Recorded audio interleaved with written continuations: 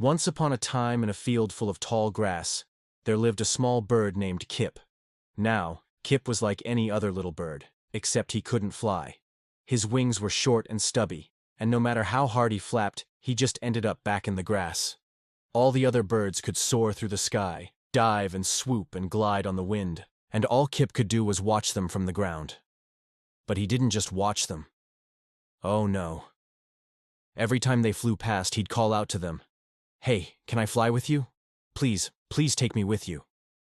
But the other birds would just laugh and say, "You can't fly, silly bird. You're not built for the sky."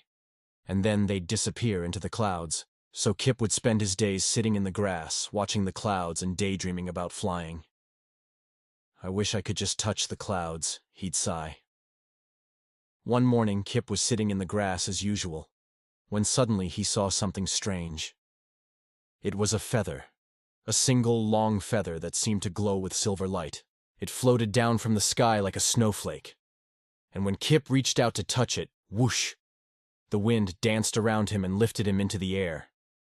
He didn't know how to fly, but somehow he just knew what to do. Instead of flapping his wings hard and trying to fight the wind, he relaxed and glided, letting the wind carry him along. And as he floated above the ground, he saw the world like he'd never seen it before. He flew over hills and valleys, waved to butterflies and sang to the clouds. He even saw a baby duck that had fallen into a puddle below and was too scared to try to get out. So Kip landed beside the puddle, hopped in, and gave the little duck a ride on his back all the way to its mother. And when he landed back in the grass, the silver feather faded away. But Kip didn't mind. He had found his own way to fly, and it was even better than he'd imagined. He didn't need to flap his wings really hard or have big, strong muscles. He just needed to relax and let the wind carry him.